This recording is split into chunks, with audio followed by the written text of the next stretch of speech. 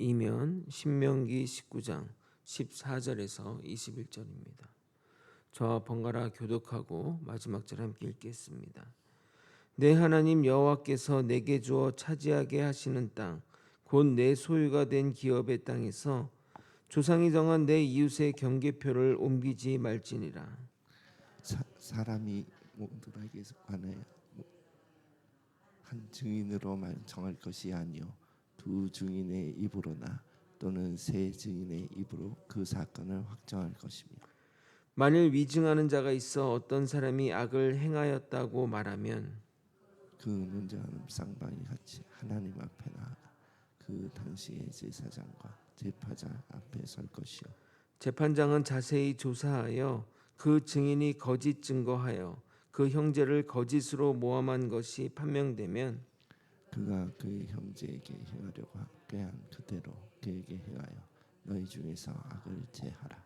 그리하면 그 남은 자들이 듣고 두려워하여 다시는 그런 악을 너희 중에서 행하지 아니하니라. 내 눈이 긍휼히 여기지 말라. 생명에는 생명으로, 눈에는 눈으로, 이에는 이로, 손에는 손으로, 발에는 발로이니라. 아멘. 하나님이 성읍 중에 도피성을 둔 이유는 억울한 피해자를 구제하기 위해서입니다. 이것은 하나님의 공의와 자비를 보여주는 것입니다. 그런데 이해가 안 되는 부분은 왜 하나님이 이 도피성을 가장 먼저 세우라고 하는 것입니다. 그것은 하나님이 이스라엘 백성에게 잘못을 했더라도 구원의 길이 있음을 알려주기 위해서입니다. 궁극적으로 이 도피성은 구원의 유일한 희망인 예수 그리스도를 예표하는 겁니다. 유월절 어린 양이 예수님의 희생 제사를 예표하듯이 도피성은 우리의 피난처 대신 예수님을 예표합니다. 동시에 어린 양의 피가 죄에 대한 속죄의 한계가 있듯이 도피성 또한 한계가 있습니다. 도피성은 의도하지 않은 죄만 구원의 기회를 주기 때문입니다. 그러나 진정한 도피성인 예수님은 우리가 의도하여 지은 죄까지도 주님께 진정으로 회개하고 나아가면 구원해 주신다는 것입니다. 그래서 하나님은 도피성을 가장 찾아가기 좋은 곳에 둠으로써 그것을 볼 때마다 우리에게 다시 기회가 있음을, 즉 패자 부활전의 기회가 있음을 보여주시는 것입니다. 그러므로 우리 모두 우리의 도피성이신 예수 그리스도께로 나아갑시다. 오늘은 증인제도와 관련된 규례를 증인제도와 경계표가에 관련된 규례를 살펴보겠습니다. 하나님은 사회적 또 사법적 정의를 매우 중요하게 여기십니다. 그래서 공정재판의 근간을 이루는 증인제도와 경계표를 살펴보겠습니다. 하나님은 특별히 위증한 자를 엄히 다스리는데 그 이유를 잘 깨달아 하나님의 공의를 바로 세우는 저와 여러분이 되시길 예수 그리스도 이름으로 소원합니다. 사법 및 사회 정의를 세우기 위해 가장 먼저 언급한 것은 경계표에 관한 것입니다. 14절을 여러분이 한번 읽어보도록 하겠습니다. 함께 읽겠습니다. 시작. 하나님 여호와께서 내게 주어 차지하게 하시는 땅, 곧 내 소유가 된 기업의 땅에서 조상이 정한 내 이웃의 경계표를 옮기지 말지니라. 이 경계표는 자신의 기업과 타인의 기업을 구분짓는 표인데 당신은 도를 세워 경계를 세웠던 겁니다. 지금같이 위성 사진으로 좌표를 찍어 내 땅과 남의 땅을 구분했는데 경계표만 옮기면 그 당시는 경계표만 옮기면 자연스레 자신의 기업이 넓어지게 되었던 겁니다. 만약 이런 일들이 빈번해지면 어떻게 되겠습니까? 밤새 경계표를 지키는 자들이 생겨날 것이고 이 일로 인해 지파 간 전쟁이 일어날 수 있는 것입니다. 단순한 돌덩어리이지만 사회적 혼란과 분쟁을 가져올 문제이기에 경계표를 옮기지 말라고 함으로써 하나님은 사회적 정의를 세운 것입니다. 그리고 모세가 두 번째로 언급하는 사법적 및 사회적 정의는 증인에 대한 겁니다. 죄가 만연한 세상에서 죄가 발생하는 일은 어쩔 수 없는 결과이지만 죄인은 기본적으로 자신의 죄를 숨기려 하기에 진짜 지은 죄를 찾는 것이 공동체의 과제가 되었습니다. 지금은 경찰과 같은 조직이 있어 범죄자를 찾아 진범을 가려내지만 당신은 공동체 대표가 그 일을 해야 했기에 범인 색출에 가장 중요한 것이 사건을 목격한 증언이 가장 중요해졌던 것입니다. 그러나 억울한 누명을 뒤집어 씌울 수 있게 반드시 두세 증인의 입을 통해 확증해야 하는 것입니다. 15절입니다. 사람의 모든 악에 관하여 또한 모든 죄에 관하여는 한 증인으로만 정할 것이 아니요 두 증인의 입으로나 또는 세 증인의 입으로 그 사건을 확정할 것이며, 그러니까 증언이 자신의 어떤 유리하게 또 해석할 수 있는 것이고 또 한 명이면 또 자기가 봐는 시점으로 또 증언할 수 있게 반드시 두세 증인의 증언으로 확증해야 될 것입니다. 그런데 죄를 짓는 자가 있는데 거짓말하는 위증하는 자는 없을까요? 당연히 있을 겁니다.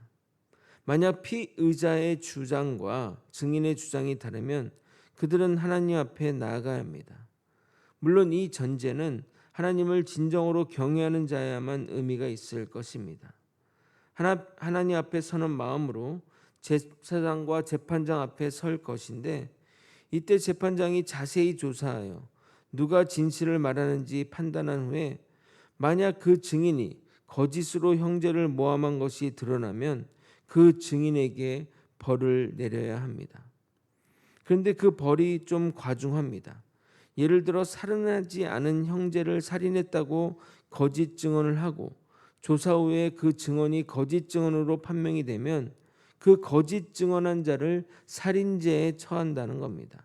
18절 19절을 읽어드리겠습니다.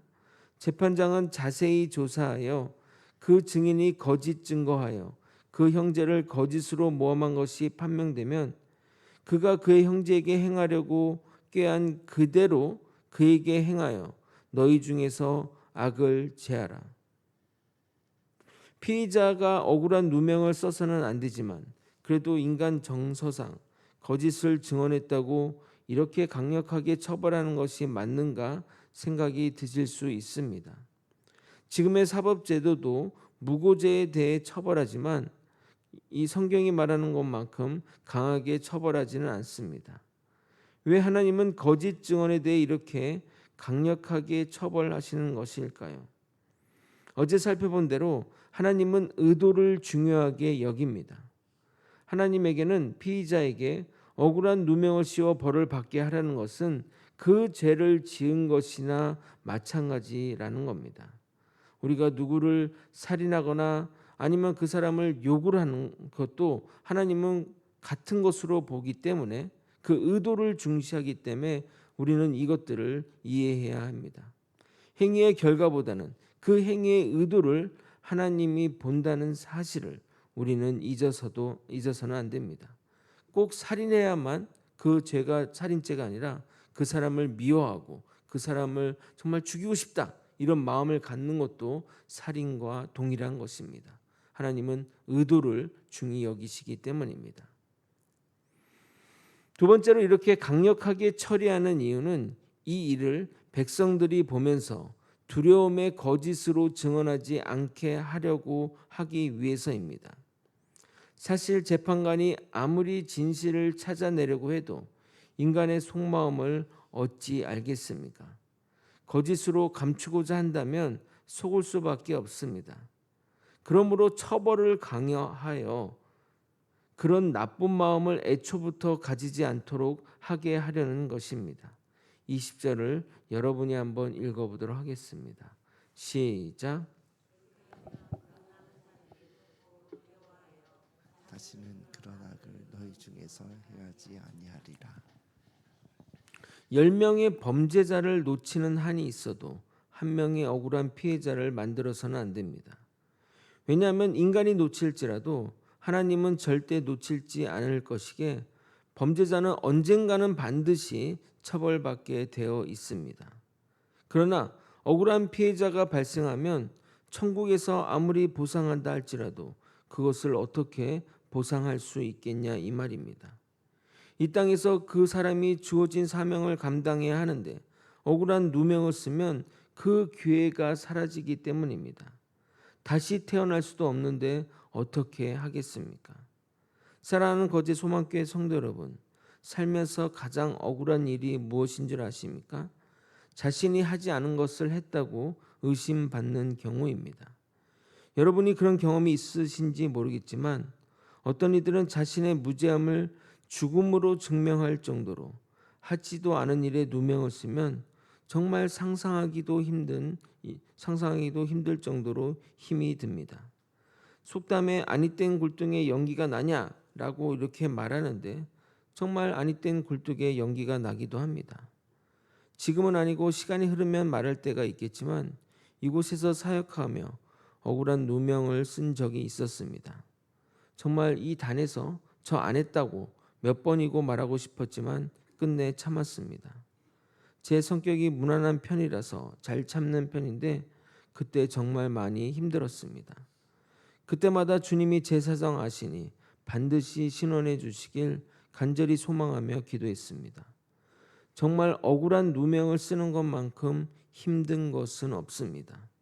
절대 남을 모함하거나 거짓으로 증언해서는 안 될 것입니다.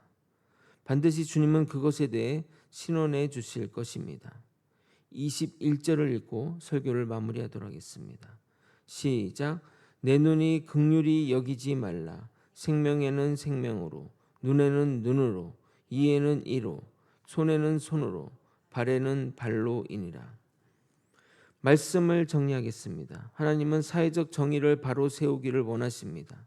하나님은 결과보다는 의도를 중요하게 여기기에 남을 거짓으로 모함하는 자는 심판의 결과를 본인이 받아야 합니다. 우리는 이 사실을 명심하고 남을 거짓으로 모함해서는 안 될 겁니다. 종교개혁자 마틴 루터는 10계명 중 9계명 내 이웃에 대해 거짓 증거하지 말아라에 대한 설교를 하면서 이렇게 말했습니다.